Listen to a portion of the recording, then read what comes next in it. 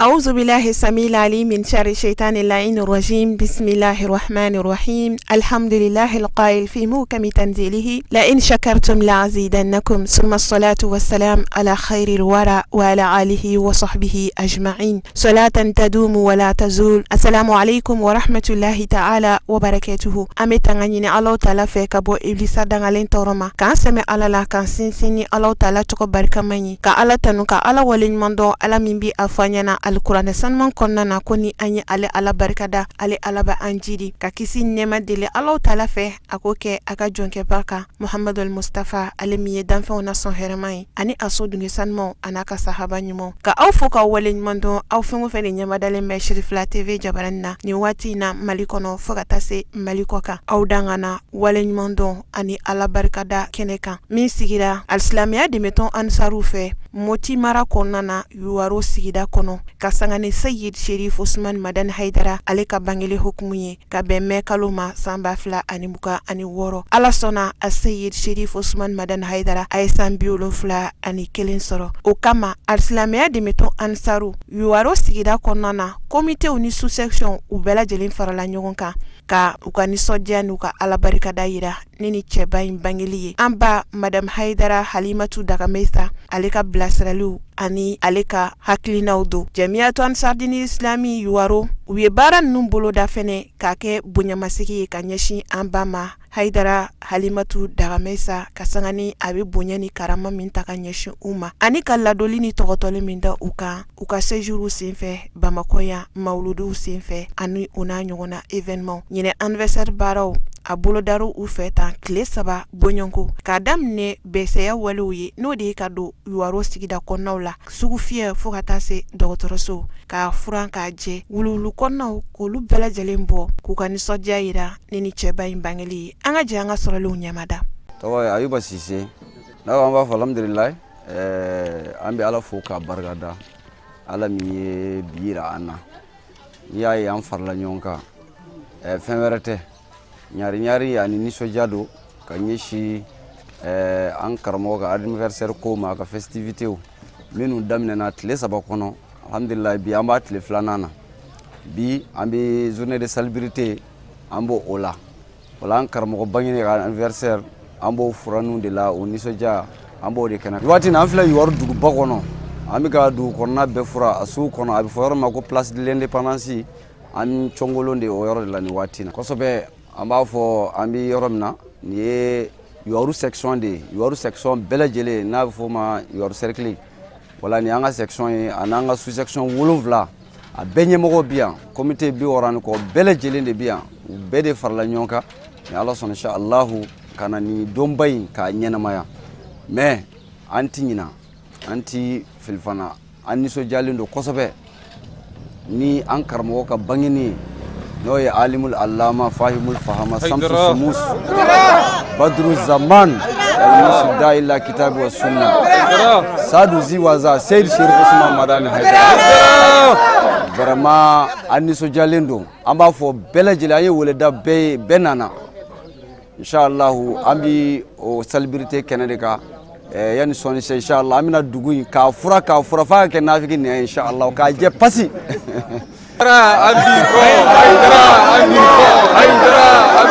am sigime yuwaru yansa wa nana sɔrɔ sugu furannen don a jɛlen don fana n'an ka karamɔgɔ bonya n'a a barika ye quoi a ka kalanden minnu bɛ yan vraiment u ye baara kɛ u ye baara caman yɛrɛ de kɛ sugu in kun ka bon wa a nɔgɔlen don fana u ye baara caman k'a la an bɛ Ala fo k'a barikada Ala ka siya ni kɛnɛma Ala k'o d'an karamɔgɔ ma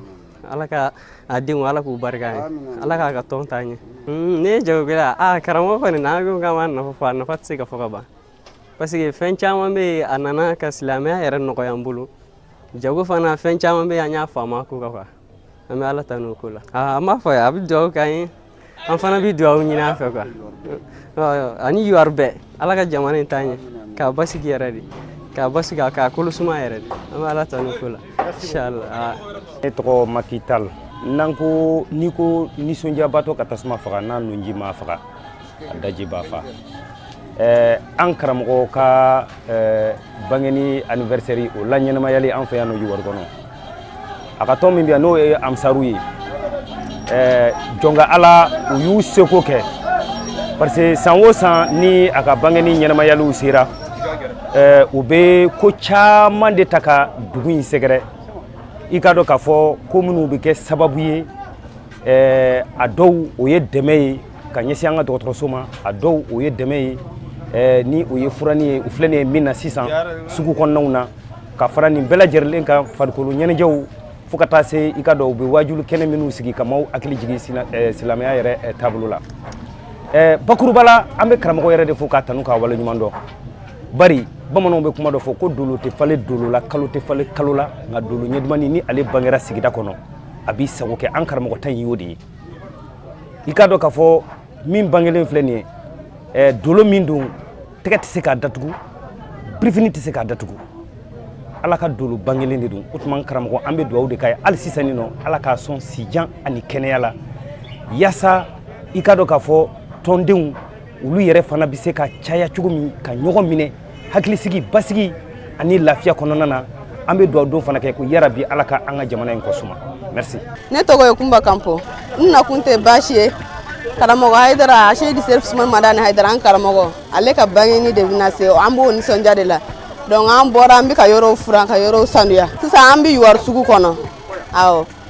an bɛ Yuwaru sugu de kɔnɔ. Madame Tarawele Aminata Tarawele a nisɔndiyalen don an bɛ karamɔgɔ ka bangeni hukumu kɔnɔna na an bɛ Yuwaru sugu kɔnɔna na an ye Yuwaru sugu bɛɛ lajɛlen furan an nisɔndiyalen don an b'a deli ala fɛ san 71 caman bɛ ala bolo ala k'o yira an n'an karamɔgɔ la sijan ni kɛnɛya ni labanko ɲuman ala k'o nɔgɔya an n'an karamɔgɔ ye ala k'an yɛrɛ k'a ma kɔ mɔgɔ ɲuman a kɛra a ma ɲɛmɔgɔ ɲuman ala k'a ma kɔ mɔgɔ ɲuman vraiment aw nisɔndiyalen don Yuwaru kɔnɔna na a Seydi Serif Usumani Madani Hayidara. alhamdulillah rabbil alamin an bɛ ala fɔ ka barikada tuguni k'a fɔ ka barikada tuguni danti a ka foli la ka tila ka an ka sababu ɲuman fo a Seydi Serif Usumani Madani Hayidara an b'a fɔ nin bɛɛ kɛra ale de kama parce que ni ale tun tɛ an tɛ jɔ sugu in kɔnɔ k'a fɔ an b'a fura mais programme na an tun y'a daminɛ cogo min na sagoma in na depuis sagoma joona an y'a daminɛ depuis place de l'indépendance la ka yɔrɔw fura ka wuluwulujiw bɔ k'a bɛɛ fura ka na don sugu yɛrɛ kɔnɔ nin waati in na an filɛ sugu de kɔnɔ wa an ye sugu fana kɔnɔna bɛɛ lajɛlen fura fo k'a jɛ pasi inshallah an nisɔndiyalen don wa nin bɛɛ kɛra fana ni Hayidara ka soldaw de ye aw ka cafin warabaw a ye kulo cafin an b'aw fo dan t'u la quoi vraiment dan t'u la parce que cafiya u y'a yira an na k'a fɔ ko Yuwaru a section a commission cafi a commission vigile u y'a yira ka u baarakɛlaw bɛ yen nɔ ayi cɛw ni musow yɛrɛ ka ca ni cɛw ye an b'a fɔ ten cɛw ni musow bɛɛ don i n'a fɔ karamɔgɔ ka laɲini ya musow y'a faamuya k'a faamuya wa cɛw bɛ yan musow bɛ yan wa dugu kɔnɔna mɔgɔw dɔrɔn tɛ dɛ cercle bɛɛ de don an ka sous-section 7 k'a daminɛ depuis Dugu sous-section Sa sous-section Coga sous-section Awre sous-section Mayelburu sous-section Komana sous-section ka taa se Yuwaru sous-section ma sous-section 7 mɔgɔ bɛɛ lajɛlen de bɛ yan a bɛɛ dafalen bɛ yan u ko fo Yuwaru ka jɛ de k'a yɛrɛ karamɔgɔ ko an b'a ka baara la wa yɔrɔ nɔgɔlen man d'a ye wa an tɛ fɛ ka yɔrɔ nɔgɔlen tuguni inshallah bon sisan a ma ban an b'a fɔ an ka cɛ dɔw ye halisa baara ma ban ni ala sɔnna an bɛna bɔ yen sisan an bɛna taa dɔgɔtɔrɔso la CSRF an bɛna taa yɔrɔ fura yen nɔ ka tila ka jolidiw ki ka dɛmɛw fana kɛ ni ala sɔnna inshallah. Nin baara ninnu de kɔfɛ u y'u kunda dɔgɔtɔrɔso kan ka se ka taa jolidi baaraw boloda ani fo ka taa se banabaatɔ minnu ni ala ma nɔgɔya k'u ye ni ala ma garijɛgɛba di u ma ka musaka kɛrɛnkɛrɛn ka bila pharmacie kɔnɔna na u bɛ se k'u yɛrɛ dɛmɛ n'a ye cogo min na k'u ka furaw san ani an balaka minnu y'u yɛrɛ sɔrɔ ka bɛn ni mɛ kalo tile 12 ye ka don bolo ani lajalifɛn kɛrɛnkɛrɛnlen ta ka di u ma nin bɛɛ lajɛlen bɛ don an fa ani an karamɔgɔ Hadarat Janabi Seydi Serif Usumani Madani Hayidara ale ka bangeni nisɔndiya ɲaɲariw kɔnɔna na Yuwaru dɔgɔtɔrɔ ɲɛmaa ka fɔ la a waati a kɛra nisɔndiya ani ɲaɲari caman ye Yuwaru dɔgɔtɔrɔso kɔnɔna na.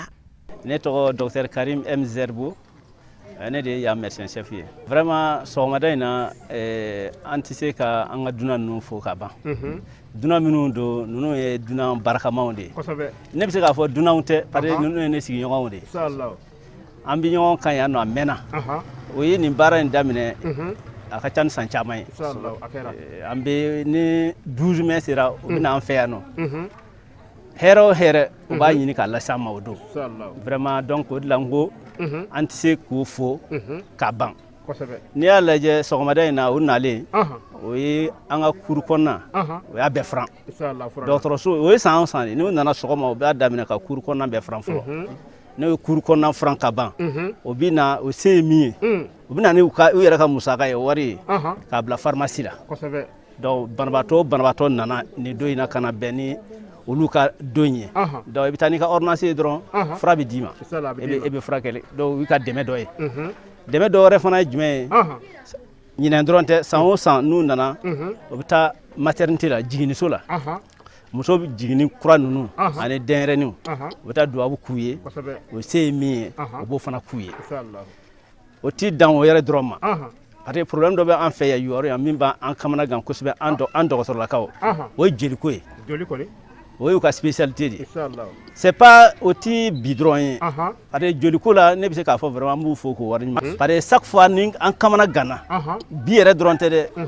an kuntigi an ka karamɔgɔkɛ Usumani Serifu Madani Hayidara ka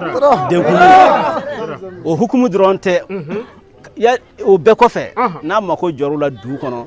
n'an ka kuma ser'u ma dɔrɔn ko mɔgɔ b'an bolo yan nɔ a mako bɛ joli la n'a bɛ se k'an dɛmɛ tout de suite a joliko bɛ ɲɛnabɔ donc vraiment o de la n ko n tɛ se k'u fo ka ban quoi ni n ko n b'u fo o foli kan tɛ n bolo donc vraiment o ni ce u yɛrɛ ye bi o bɔra ka minnu kɛ sa a bɛɛ kɛra i yɛrɛ ɲɛna mɔgɔw filɛ nin aran na o bɛ ka joli de di labo kɔnɔna na an bɛ joli min na sisan a ka ca ni poste 10 ye sisan mɔgɔ caman de bɛ yen ce qui est sûr an bɛna poste min sɔrɔ bi a bɛ sɔn ka taa poste 40 poste 50 la vraiment an b'o fo an ka banabaatɔ minnu dalen m'an fɛ n'o ye u ka dubabu sɔrɔ ani u ka dɛmɛ sɔrɔ vraiment an b'o fo a bɛɛ la parce que bi musakako ka gɛlɛn caman bɛ yen nɔ ordonnance sanni ka gɛlɛn ni mɔgɔ nana ni wari ye k'a bila pharmacie la fo a ka taa vraiment an bɛ dubabu de kɛ a dabɔra an ka karamɔgɔkɛ Usumani Serifu Madani Hayidara ale min kama vraiment an bɛ dubabu kɛ an ni o bɛɛ ye dubabu minnu kɛra waleya minnu bɛɛ kɛra a ka kɛ hɛrɛ a ka ɲɛsin an ka karamɔgɔ ma a ka ɲɛsin an bɛɛ ma sijan kɛnɛya labanko ɲuman a k'a di an ni an ka karamɔgɔ bɛɛ ma san caman nin kɔfɛ an ka ɲɔgɔn sɔrɔ yan vraiment an ka nin waleya nin kɛ ka karamɔgɔ balolen to donc vraiment an bi profiter ninnu ka waleya in na an fana dɔgɔtɔrɔ Yuwaru dɔgɔtɔrɔ bɛɛ tɔgɔ la an bɛ dubabu kɛ karamɔgɔ ye vraiment ala k'a mɛn an kɔrɔ a bi fɛn o ŋaniya ɲumanya min b'a la k'a ɲɛsin jamana ma ala k'a sabati vraiment an kɔni an nimisi wasara k'a fɔ an nimisi wasara bi dɔrɔn tɛ dɛ an nimisi wasalen don Amsar association Amsardine de Yuwaru ka baaraw la an mako mana jɔ u la fɛn o fɛn na o b'an dɛmɛ bi jolidi a nafa tɛ fɔ ka ban an hakili la an yɛrɛ bɔra ɲɔgɔn fɛ an taara saliw kɔnɔna na an taara banabaatɔw lajɛ an taara muso dɔ dalen sɔrɔ ale bi a bɛ tile 3 bɔ joliko de tun b'a la an dɛsɛlen don ka joli sɔrɔ bi sababu la a ye joli caman sɔrɔ ale yɛrɛ bɛna utiliser fo ka tɔ to maa wɛrɛ caman bɛ se ka na o bɛna sɔrɔ yan nɔ donc an bɛ joli poste min sɔrɔ bi a bi nafa ale tɛ dɔn ka ban voilà k'a fara u ka dɛmɛ tɔ ninnu bɛɛ kan vraiment banabaatɔw bɛɛ k'u ka dubabu b'aw ye k'u bɛ dubabu ɲini aw fana fɛ k'u bɛ dubabu ɲini karamɔgɔ fɛ ko ala ka karamɔgɔ dɛmɛ hali bi ala ka karamɔgɔ mɛn an kɔrɔ vraiment laɲini minnu bɛ yen ala k'a bɛɛ sabati k'aw ni ce an ni baraji Yuwaru dɔgɔtɔrɔw bɛɛ tɔgɔ la vraiment an b'aw bɛɛ fo voilà merci beaucoup. Ne tɔgɔ ye Amadu Mayiga. Ok, ne de Yuwaru dɔgɔtɔrɔsoba major ye voilà i n'a fɔ an ɲɛmɔgɔ y'a fɔ cogo min na jama min nana an ka sɔgɔmada na o ye Amsar tɔnsigi mɔgɔw de ye Amsardine international c'est ça non voilà donc Amsar mɔgɔw de nana an sɔgɔmada foli kɛ sɔgɔmada in na comme d'habitude u bɛ to k'a kɛ donc depuis a ka ca ni san caman ye san o san 12 mai hukumu kɔnɔna na donc u bɛna an fɛ yen donc n'u nana an fɛ yen u bɛna foli yɛrɛ yɛrɛ de la parce que n'i nana foli kɛ i nana hɛrɛ kɛ mɔgɔ ye san o san n'u nana u bɛna mɔgɔw fo u bɛna banabaatɔw fo u bɛ activités fana kɛ i n'a fɔ assainissement ka yɔrɔ saniya fɔlɔ donc fɛn fɔlɔ min u b'a kɛ sɔgɔma n'u nana u bɛ yɔrɔ saniya dɔgɔtɔrɔso kuru kɔnɔna bɛ u b'a saniya u bɛ na ni jama ye fana min bɛ joli di min bɛ parce que joliko dɛsɛ bɛ fan bɛɛ bon ya alhamdulillah nulu koni bien joli ko dese ko madele ka on koni soro mais alsa 12 mai hukumu kona nuna no bi joli fana ke activité caman be mu ba ke donc docteur so kona na fana fe on fe mi banabato min la dalendo ka damne maternité la muso bi jigi yoro mina fo kata hospitalisation la médecine fo kata pédiatrie la bi yala ka banabato be fo ka foli bla banabato la u se ko mi fana donc amba be ko enveloppe symbolique o go fana duma donc o mo wodana na o dina na fobi am sar dina na fobi do mi ma be bolo ka nyesi am sar ma ambi do ke am sar di nyamo ko bay folo amba damni ale Cheikh Cherif Ousmane Madane Haidara parce que jena tiga fembe sababu de ni ay vraiment am sar ko wora ni ay am sar yere créera ka seni hakena hakilna do de be do de fana be min bila la nye min bi se ka vraiment ko num mina kanye donc ambi do ke Haidara yi ale min anniversaire min ni 12 mai ala ka san chaman yirala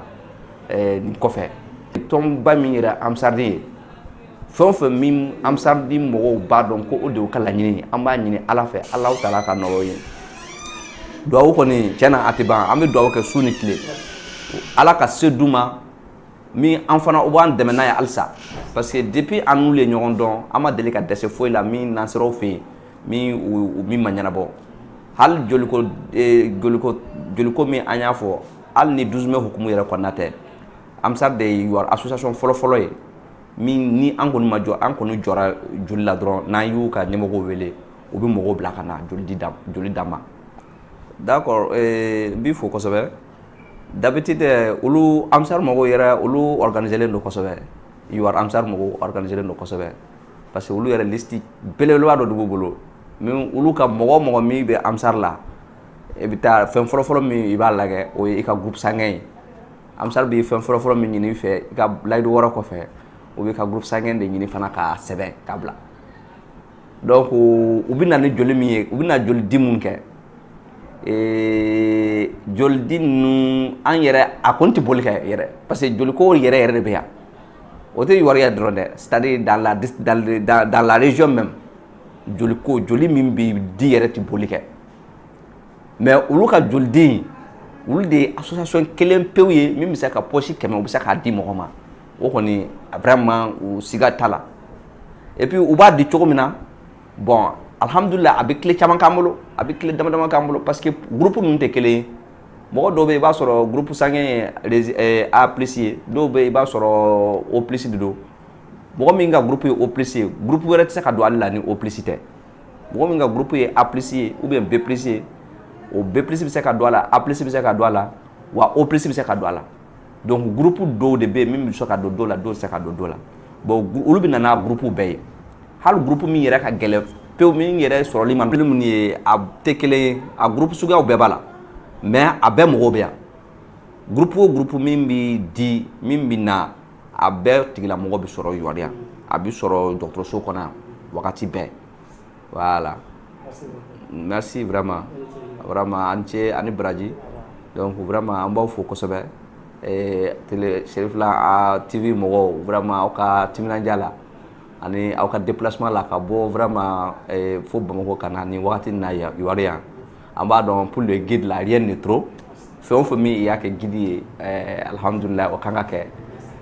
vraiment ala ka siga o nuance ka wala ka barato benno na la belejele vraiment merci beaucoup Hamadou Sigara Kabo du wala e annana joli dila parce que ambe 12 mai hukum konna de la wala le 11 bi wala annana baraw damne 12 mai la ben baraw annana ulude damne wala ka ben 12 mai ramano e sineni ala sona wala annana nga docteur so bakon nana kana joli diw kon ke wala yen sini ci amna temene atoy parce que joli di anya e ka fo na fa bade bala anga docteur ko mananye o ka anga nyamago yere ko mananye o ka ka fo de joldi abi dore farahada ma de ka kenaya ka wa fana bi ke ka inyongana adama de don fana de defa dona na tawla donc wala anana o joldi de la ni ala sonama mais abe sababu nyima bora an karmo de la Seydi Cherif Ousmane Madane Haidara wala amba de ala fe san chaman be ala bulu ya rabbi ala ko na waya ay ala ko na waya na ka demba bela jelini halibi an ye an ka kɔrɔfɔ galamani tɛngu alisilamɛya dɛmɛtɔn ansaru yuwaru o bɛ bɔ k'u ka nisɔndiya an'u ka sewa yira an na ka sanga ni Sayid Sherif Usman Madani Haidara ale ka san 71 sɔrɔli ye. Tata Tarawele nisɔndiyalen don fo k'a dama tɛmɛ n'i ko nisɔndiyabaatɔ ma k'a ka tasuma fiyɛ n'a a nunji m'a faga a daji b'a faga an nisɔndiyalen don fo dan t'a la puisque karamɔgɔkɛ min ye an bila nin sira in kan dan tɛ karamɔgɔkɛ in na an ye cafiw de ye an de ye baarakɛlaw ye an de ye arijɛnɛ baarakɛlaw ye puisque an de bɛ yɔrɔ fura an de ye jitalaw ye an de ye tebililaw ye an de bɛ baara Mariamu Tangara an karamɔgɔ ka bangeni nisɔndiya de b'an na o de nana n'an ye an b'a bɛɛ kɛ walahi an nana nin nisɔndiya de la an b'a fo bangɔni na an b'a n'an baw fo an b'an balimaw bɛɛ fo an b'an ka ɲɛmaaw bɛɛ fo u ni ce ni baraji i yɛrɛ ni ce e de kameralti Aminata Tanapo kosɛbɛ parce que Haidara kɛra an ma jigin ɲuman ye an b'a fɔ a ka jigin ɲumanya la an b'an ka tantiw bɛɛ lajɛlen fo wa karamɔgɔ ye min kɛ ansaru ye an tɛ se ka ɲinɛ a kɔ n'an ma le 12 mai kɛ jɔn de b'a kɛ parce que an b'a kɛ jɔn ye Alakira bɔnna sallallahu alaihi wasallam a Sayid Sherif Usman Madani Haidara n'a ko min an salen b'a kɔ fo ka se an ni fato ma karamɔgɔ an tɛ se ka ɲinɛ karamɔgɔ kɔ Basita den ani Ba Madani den an tɛ se ka ɲinɛ a kɔ hali n'i y'a ta k'a lajɛ i b'a dɔn karamɔgɔ bɔra Alakira de la parce que Alakira a ye denkɛ kelen de ye karamɔgɔ fana ye denkɛ kelen de ye wa Alakira ye Ala ka diinɛ darapo kɔrɔta wa karamɔgɔ yɛrɛ ye Alakira ka diinɛ darapo kɔrɔta o cogo in de la wa an tɛ se ka ɲinɛ karamɔgɔ kɔ a y'a bolo kɔrɔta a ka kule ni karamɔgɔ bangeli ye. Bokari Kampo bɛ bɔ wala de comité la nana Yuwaru section na nana karamɔgɔ bangeni nisɔndiya de la karamɔgɔ Haidara a Sayid Sherif Usman Madani Haidara an nana o de ɲɛnajɛ la bi an nisɔndiyalen don alhamdulillah an b'a la tanu parce que ale de kɛra sababu ye ka an koro k'an fara ɲɔgɔn kan k'an kɛ muso kelendenw ye wala an bɛ Ala tanu an b'a Ala fo ka Ala barikada ka foli segin ale yɛrɛ ma o de nisɔndiya an se yan bi alhamdulillah an b'a la tanu. Mama Samada ka bɔ Yuwaru alhamdulillah an bɛ an karamɔgɔ ka san 71 ɲɛnajɛ la yan Yuwaru section kɔnɔ an bɛ Ala fo ka barikada anw ye vigile ye komi an bɛɛ jɔlen don nin waati in na an y'an ka teniw bɔ an nana an ye nisɔndiyaw kɛ ka na bɛn ni nin waati in ye sisan alhamdulillah an nisɔndiyalen don karamɔgɔ min kɛra sababu ye k'an bɛɛ koro k'an kɛ muso kelendenw ye karamɔgɔ min nana tiɲɛ dɛmɛ ka galon tan k'a yɛrɛkɛ k'a filen koloci k'a da kolonci k'a tan ka yɛrɛkɛ anw fɛn fɛn filɛ yan an bɛ o karamɔgɔ in de kama bi anw bɛɛ lajɛlen filɛ an ye funankɛninw de fɛn bɛɛ se bɛ an ye karamɔgɔ in ka kumakan de kama an jɛra o fɛn ninnu bɛɛ kɔ k'a ka kumakan in waleya an bɛ dugawu kɛ karamɔgɔ in ye Ala k'a mɛn an kɔrɔ Ala k'an fana mɛn a bolo anw y'a kɔlɔsibagaw de an b'a ka dugawu ɲini su ani tile ne ye section vigile ɲɛmɔgɔ ye Yusuf Konta ka bɔ Yuwaru sous-section la tanu ka Ala barikada Ala min y'an bila nin karamɔgɔkɛ ka bangeni kɛnɛ kan n balimakɛ ni ko mina kuma dan t'a la wala dɔrɔn an bɛ kuma surunya k'a yira k'a f'u ye nisɔndiya banna fɔ danti min na n balima an bɛ fɛ ka kuma karamɔgɔkɛ in tɔgɔ la Ba Madani den Basita den Amaninkaw ka waraba Yuwarukaw ka waraba cɛ min y'i to bangɔni ka anw nisɔndiya yan cɛ min y'i to bangɔni ka anw bɛɛ yan balimakɛ kuma bɛ fɛ ka jɛnya an bɛ e yɛrɛ fo k'i wale ɲuman dɔn Ala ka hɛrɛ k'a ye.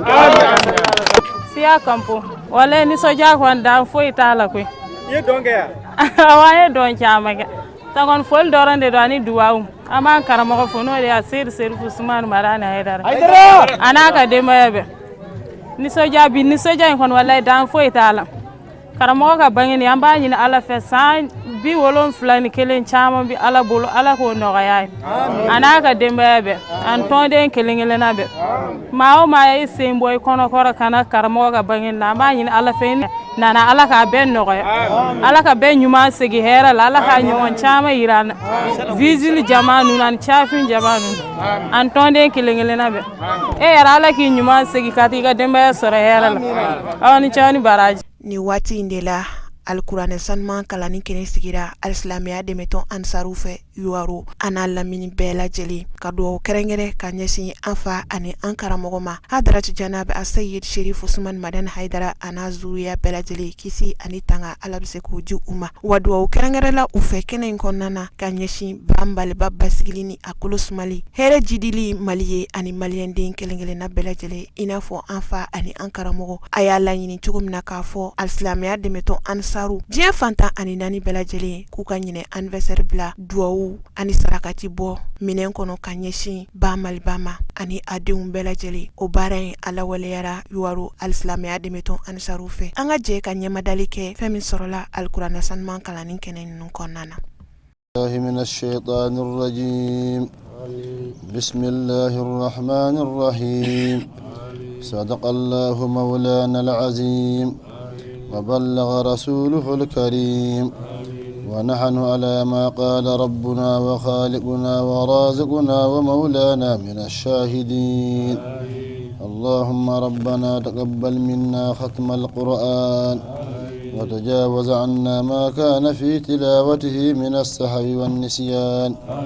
أو تعريف كلمة عن موضعها أو تغيير حرف أو تقديم أو تأخير أو زيادة أو نقصان أو تعويل على غير ما أنزلته أو ريب أو شك أو تعجيل عند تلاوته أو كسل أو سرعة أو زيغ اللسان أو وقوف بغير وقف أو إدغام بغير مدغم أو إظهار بغير بيان وإلى أرواح أصحابه رضي الله عنهم أجمعين وإلى أرواح جميع الأنبياء والأولياء والمرسلين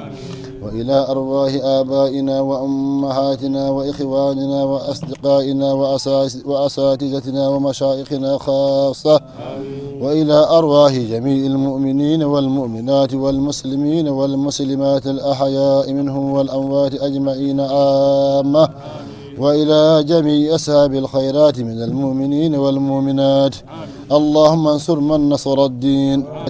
اللهم انصر من نصر الدين واخذل من خذل المسلمين اللهم انصر من نصر الدين واخذل من خذل المسلمين آمين يا رب العالمين برحمتك يا أرحم الراحمين سبحان ربك رب العزة عما يصفون وسلام على المرسلين والحمد لله رب العالمين. الفاتحة. بسم الله الرحمن الرحيم الحمد لله رب العالمين الرحمن الرحيم ملك يوم الدين إياك نعبد وإياك نستعين اهدنا الصراط المستقيم صراط الذين أنعمت عليهم غير المغضوب عليهم ولا الضالين آمين يا رب العالمين. Nitokla Amadou Thiaw, c'est troisième adjoint maire de Yuwaru. Bon, monsieur Jamina, Amsar n'a pas weli angana parce que Béyan Bende Kama, il a fait un carmo babi chogumina. Et au côté islamique président Ba, Mali Beka Nyama Baye Hyderali. Donc vraiment, avec un ton de Mounoubi Enfana, Bende Banu Doudou Nyonche, ou Barake Doula, Kabare Fanaïl Donendo. Yorobi Fula. Vous n'y dit parce que vous joli taka di mogoba dongo do ni mogo mogo joro bake donc vraiment bi ani hadra anniversaire 71 ans je crois vraiment faut être en bolo ka faut ala ka si chama ka fa anga Cheikh Bala si chama ala ka fala donc odi se de bolo ka fo bi ne to Ibrahim Sori Thiaw yani ngase ngani so ja folima mba yara ka fa kombe ya duguti ka ya maria kono no yor homolore dugutigi nyaaka cide kana beni ni kene sanman bay wala akoko kana ka niso jana ka bonya yira kene sababu yi ani anga karamo yere aka sababu ya nyuma ya mi sera aka dugu kono ya alibe foli keren ka nyesi ka karamo ma bari ko ni ko joni kono ndi ba fa ko sababu nyuma ni ay ni fion fe mi fle ni ya ni be far la nyonga ala ni karamo sababu de wala ka be fuli keren ka nyashama ko ni ye sa bi wolum fle ni kelena mi anyogon chama be Allah taala bolo dugti ka cikando ko abi ala del ala ka nyogon chama yira alena ni islamo bela jelena ala ko domen wala ambe fuli bla na babe fion fe mi bora ka so herela kana herela dugutigi ko k'a bɛ Ala deli a bɛɛ ka se ka segin ka taa a ka denbaya la hɛrɛ la Ala ka kisi ni tanga kɛ Ala ka jamana basigi Ala ka na ni bɛn ni kelenya ye jamana kɔnɔ Ala ka jamanadenw kan bɛn Ala k'an kan yɛrɛ fɛ k'an kan ka jamana fɛ Ala k'an kɛ diinɛ jɔbagaw ye k'an kɛ diinɛ sabatibagaw ye Ala ka duwawu minɛ an cɛ ni baraji Mariam Samka ka bɔ Yuwaru alhamdulillah tanu bɛ Ala ye wale ɲuman dɔn bɛ Ala ye Ala sɔnna ka bi don yira n na Ala k'a ɲɔgɔn caman yira n na an bɛ duwawu k'an ka karamɔgɔ ye a Sek Serifu Usumani Madani Haidara si ni kɛnɛ laban ko ɲuman Ala k'a d'a ma a ka denbaya ta fan Ala k'a nɔgɔya ye Ala k'a kɔlɔsi k'a juguw dɛsɛ san 71 caman bɛ Ala bolo Ala k'a d'an karamɔgɔ ma maa o maa nana yan bi Ala ka bɛɛ segin hɛrɛ la Ala ka san wɛrɛ yira an na Ala ka jamana basigi Ala ka hɛrɛ kɛ diɲɛ ye ka hɛrɛ kɛ silamɛ ɲuman bɛɛ ye Ablaye Maji Thiaw alhamdulillah an b'Ala fo k'a barikada ka tila k'Ala fo k'a wale ɲuman dɔn Ala min sɔnna an jɔra nin kɛnɛ in kan bi wulada in na ka tila k'an karamɔgɔ fo n'o da Seydi Sise Madani Haidara ye ka duwawu caya karamɔgɔ ye si kɛnɛya lafiya o bɛ Ala bolo ya Rabbi Ala k'o nɔgɔya ye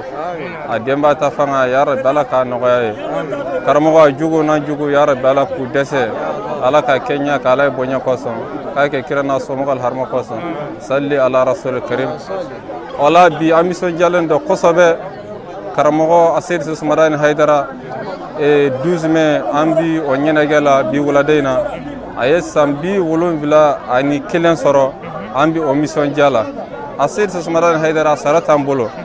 foyi t'an bolo an bɛ se ka min di karamɔgɔ ma min y'a sara ye aw yɛrɛ ɲɛ b'a la an taara dɔgɔtɔrɔso la ka taa joli di mɔgɔw nisɔndiyara an ye yɔrɔw fura ka tila k'a laban ni kuranɛ kalanba ye bi wulada in na yan yɔrɔ in na wala bɛɛ de nisɔndiyara dugu bɛɛ de nana fan bɛɛ de fara jama la wala an nisɔndiyara kosɛbɛ o baara in an y'a kɛ tile 3 ɲɔgɔnna kɔnɔ an y'a daminɛ ni furakɛli ye n'o de ye furali ye n'o de ye ka taa sugu fura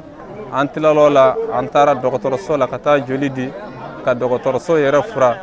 bon an bɔra la sisan an nana i n'a fɔ kuranɛ kalan na bi wulada in na an bɛ o kɛnɛ de kan ten inshallah ni Ala ka diɲɛ ye bon an bɛ naabaw fo k'u wale ɲuman dɔn an ka section sous section 7 comité caman o bɛɛ de ye kɛnɛ sɔrɔ bi wulada in na wala n'i ye jateminɛ dɔ kɛ i b'a ye k'a fɔ sous section 7 a bɛɛ ye kɛnɛ sɔrɔ comité dɔ bɛ yen nɔ u nana ni mɔgɔ 30 ye comité kelen dɔrɔn ala an b'u fo k'u wale ɲuman dɔn dugu fana an bɛ se k'a fɔ dugu bɛɛ de nana an bɛ se k'a fɔ dugu bɛɛ de nana alimamiw nana dugutigiw nana maires nana jeunesse nana dugu bɛɛ de nana vraiment an nisɔndiyara kosɛbɛ bi wulada in na o folikan de b'an bolo ka ɲɛsin naabaw ma u nana hɛrɛ la ya Rabbi Ala k'o segi hɛrɛ la Ala ka kɛ k'Ala ye bonya kosɔn salli ala rasul karim k'Ala Amadu Konta alhamdulillahi rabbil alamin an b'Ala fo k'a wale ɲuman dɔn k'Ala barikada bi wula in na 12 mai 2026 an bɛ Ala tanu k'a wale ɲuman dɔn an karamɔgɔ Seydi Serifu Usumani Madani Haidara Ala sɔnna bi a si ye san 70 ani san 1 sɔrɔ a yɛrɛ ka laɲini n'a ka yamaruya kan kɔnɔna na k'a fɔ ko Mali kɔnɔna na an bɛɛ ka jɛ ka fara ɲɔgɔn kan 12 mai ɲinɛ ka anniversaire kɛ ni duwawu kalan ye an bɛ o duwawu kalan kɛnɛ de kan karamɔgɔ min nana ka na jamakulu fara ɲɔgɔn kan minnu tɛ siya kelen ye jamu kelenw tɛ wa bɔyɔrɔ kelenw tɛ bi nusajaba de bi an na ni nin duwawu kalanba ye bi wula in na an farala ɲɔgɔn kan alhamdulilayi ka kuranɛ kalan ka dalal khairati kalan k'o kɛ duwawu don ye k'o ɲɛsin an ka jamana yɛrɛ ma ani an karamɔgɔ yɛrɛ ma Seydi Serifu Usumani Madani Haidara n'a ka denba ya bi Ala k'u kɔlɔsi bi an bi o de kɛnɛ kan bi inshallah ne tɔgɔ ye Daramani ne jamu ye ko Tarawele bon a bɛ se ka serika min sɔrɔ n bolo karamɔgɔ ka 12 mai hukumu kɔnɔna na o ye serika min ye kɛnɛkanko de don karamɔgɔ ka 12 mai hukumu kɔnɔna na a ye min ɲɛ an kɔni ye an kun bɛ seli dɔ ni waati dama dama dɔw de ye an fɛ Yuwaru yan fɔlɔ seliba ye kelen ye selinjinɛ ye kelen ye mawuludu ye kelen ye laylatul kadiri ye kelen ye mais anw k'a dɔn dɔ wɛrɛ bɛ yen tun k'a kɛ nisɔndiya ko ye cɛ ni muso denmisɛnnin ni makɔrɔba Yuwaru sarati kɔnɔ a kɛra 12 mai ye a kɛra 12 mai ye bari 12 mai in sera Yuwaru kɔnɔ yan ba kɔni ba ɲɛ bɛɛ bɛ bɔ a kalama ko fɛn dɔ bɛ yen k'o ye nisɔndiya ko ye jɔnni kosɔn karamɔgɔ kɔsɔn an bɛ tila ka dɔrɔ min d'a kan a kɛra anw ma ni misali ye anw b'a mɛn de ko cɛba dɔw tɛmɛna olu b'u nin kɛ ka faso kuma bɔ anw y'a fɔlɔ ye ale de la ko amsa bɛ diɲɛ yɔrɔ o yɔrɔ dusumɛ bɛ fêter ne kama mun na ko n bangera a la kɔsɔn ne ka ɲina nisɔndiya n y'a kɛ ka faso kuma bɔ nin y'a siɲɛ fɔlɔ ye k'o ye o kuma karamɔgɔ a ka sara tɛ anw bolo a sara bɛ Ala de bolo Ala k'an n'a sara anw farala ɲɔgɔn kan ye sisan anw si tɛ dugu kelen ye wa an si tɛ siya kelen ye kabini ko in daminɛ don tile 3 fo tile 4 maa si ma bɔ yen maa min kɔni tɛ n tɛ yafa bi hali siya kelen o ye jumɛn ye Amsari ɲɛmɔgɔ minnu bɛ yan u ye karamɔgɔ ka kumakan de lamɛn ka baara kɛ n'a nɛnkun ye anw b'a seereya n b'a fɔ karamɔgɔ ye ne tɛ yɔrɔ wɛrɛ Amsaru dɔn dɛ ne tɛ yɔrɔ wɛrɛ Amsaru dɔn dɛ mais yɔrɔ Amsaru n b'a kɛ a seere ye karamɔgɔ u y'i ka kumakan lamɛn u ye baara kɛ n'i dala nɛnkun ye u ye baara kɛ n'i ka ŋaniya ye ne bɛ k'o seere ye yɔrɔ kɔnɔ yan bari ka d'a kan fɛn o fɛn an b'a mankutu mɛn ko Amsaru b'a kɛ yɔrɔ wɛrɛw tɛ dɛ an ye min mɛn e karamɔgɔ nɛnkun kan ko ne de ko a y'a kɛ tan Ala kelen bɛ jɛngɛ u bolo yɔrɔ yan Ala kelen bɛ jɛngɛ u bolo yɔrɔ kɔnɔ yan u bɛ ɲɔgɔn nɔbɔ diɲɛ fɛn bɛɛ la u sen tɛ fɛn kelen dɔrɔn de la o ye jumɛn ye min ni Ala ta tɛ bɛn u t'o la dɛ mais fɛn o fɛn ni Ala ta bɛ bɛn ni e karamɔgɔ de n b'o tan hali n'u ka nafolo bɛ bɛn a ma walahi n bɛ k'a seere diɲɛ lahara u y'a bɛ kɛ yɔrɔ yan an bɛ dugawu k'i ye mais anw fana b'a ɲini e fɛ yɔrɔ population bɛ i fana ka jija i ka dugawu kɛ i ka Amsari ɲɛmɔgɔ ye yɔrɔ kɔnɔ yan parce que cɛbaw don cɛbaw don dɛ hali ni min ko n tɛ karamɔgɔ fɛ a ka nafa b'i ka so i se foyi t'o la wallahi se foyi t'a la n t'a fɛ o ye tiɲɛ ye mais a ka kumakan in n'a ka baarakɛlaw n'a ka ko in ma nafa ɲɛ n ye wallahi nkalon man kɔrɔ a ye nkalon man kɔrɔ a ye bari anw filɛ ne b'a la ɲɔgɔn wɛrɛ b'a la anw k'a dɔn ja muso b'i ka diinɛ kala anw k'a dɔn ja maa bɛ kala k'i to i ka so anw k'a dɔn maa bɛ Ala sɔrɔ k'i to i ka so anw k'a dɔn maa bɛ kala ka sɔrɔ i ma bɔ anw k'a dɔn balo bɛ taama anw k'a dɔn sinjiya bɛ taama anw k'a dɔn maa bɛ ka kumakan bɛ labato anw k'a dɔn maa bɛ ye fɛn dɔ ye min ni maa kan ka sɔn a kumakan ma Amsari de y'a cɛ fɔlɔ ye o y'a cɛ fɔlɔ ye dɛ don min bɛna bi tɛ anw sigilen bɛ k'o de kɔnɔ sinon karamɔgɔ bi kɔni an ɲɛna anw ma baasiw la bi dɛ yarabi Ala ka jɛkulu in t'an ɲɛ Ala ka jɛkulu in t'an ɲɛ Amsaru cɛbaw a b'aw jija a y'aw cɛsiri yarabi karamɔgɔ ka dugawu ninnu yarabi Ala k'a jaabi aw fana bɛ ka dugawu min kɛ karamɔgɔ ye yarabi Ala k'a jaabi a'udhu billahi minash shaitanir rajim bismillahir rahmanir rahim allahumma salli ala sayyidina muhammad wa ala ali muhammad sallim wala an nisɔndiyalen don comme an bɛ clôture la nin waati na section de Yuwaru on b'a fɔ section de dans la coordination régionale de Mopti voilà on bɛ Ala fo ka barikada on bɛ compte tenu des festivités de notre guide à Chérif Ousmane Madani Haidara on a passé an sera an tile naani kɛ an b'a baara la wala i b'a ye n'i ye Yuwaru section ta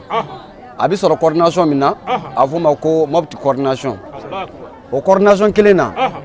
n'i nana Yuwaru yan an ka section o composé len don ni 7 sous section de ye o 7 sous section bɛɛ Sa sous section Dugu sous section Mayelburgu sous section Aure sous section Choka sous section Yuwaru sous section Komana sous section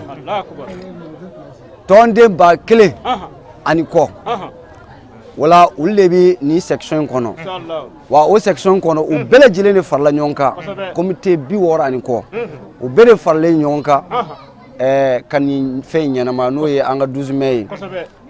wala an b'a fɔ cogo min na bi an bɛ à la 71e anniversaire de notre guide n'o ye tako 71 ani kelenna ye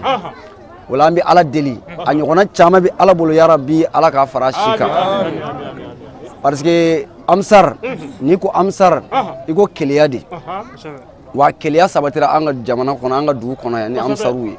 n'i ko amsaruya o ye jogo ɲumanya de wa jogo ɲumanya sabatira an ka sigidaw kɔnɔ o bɛɛ kɛra ni cɛ min sababu ye o de ye an ɲɛ jɔyɔrɔ a Seyid Sherif Usman Madani Haidara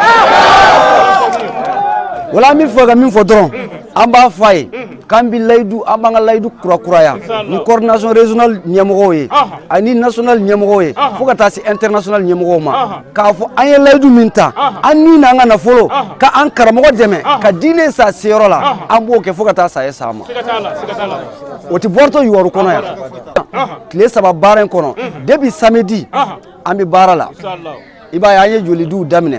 an tilara o kɔfɛ an ye furaninw kɛ o kɔfɛ an ye c'est-à-dire n'i ye nin bɛɛ lajɛ nin bɛɛ ye ka an ka statut règlement yɛrɛ k'olu de matarafa parce que i b'a ye an ka statut règlement an ka laɲiniw yɛrɛ kɔnɔ o de ye jumɛn an ka ɲɛsin dɛmɛw ma ka ɲɛsin fantanw miskinɛw dɛsɛbagatɔw a bɛɛ lajɛlen ma o bɛ an karamɔgɔ de ka ladilikanw ye wa Ala sɔnna fana an y'o bɛɛ sabati an ka section kɔnɔ wala poste min dira ka mɔgɔw nisɔndiya a dan t'a la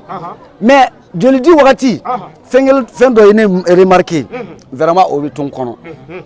an y'a dɔn k'a fɔ karamɔgɔ enseignement a ye nafa ɲɛ parce que an taara joli di dɔw ma a y'a sɔrɔ semaine 2 a bɛ ka joli ɲini a m'a sɔrɔ mais an taara joli di a ma da o ma an tilara ka fɛn dɔ kɛ enveloppe la k'a d'a ma nin kun ye an ye wale ɲuman dɔn ani Ala barikada kɛnɛ ka sanga ni Seyid Sherif Usman Madani Haidara a ka san 71 sɔrɔli hukumu ye min kɛnɛ sigira a silamɛya dɛmɛtɔ ansaru fɛ Yuwaru mara kɔnɔna na Moti sigida kɔnɔ an ba Madame Haidara Halimatu Dagamesa ale ka hakilinaw don ani a ka bilasiralikanw wa Yuwaru Jamiyatu Ansar Dinil Islami tɔndenw wale ɲuman dɔn don u fɛ ka ɲɛsin an ba fɛnɛ ma Haidara Halimatu Dagamesa ka sanga ni a ka wulikajɔ ani a bɛ bonya ani karama min ta ka ɲɛsin u ma ani a b'u ladonni min kɛ u ka séjour fɛ mawludu kɔnɔnaw la ani u n'a ɲɔgɔnna événement an bɛ dugawu dun ta ka ɲɛsin an ba fɛnɛ ma ani an ba tɔw bɛɛ lajɛlen sirifila denbaya kɔnɔna la ni ka dugawu kɛrɛnkɛrɛn ka ɲɛsin an fa ani an karamɔgɔ ma ani an ka sababu ɲuman Sahibu Jalala a Seyid Sherif Usman Madani Haidara an bɛ Ala deli sija ani kɛnɛya ani labanko ɲuman Ala k'o di an fa ma Ala k'a ɲɛ mɛn a la an bɛ a kalifa Ala la a n'a zuriyaw bɛɛ lajɛlen Ala min ka kalifa ci tiɲɛ k'a fɔ ya Rabbi Ala k'an ɲɛ m'u la Ala k'u mɛn jigiya ye alisilamɛya ye inshallah Oye, ñagari koe, Usmani Haidara banye.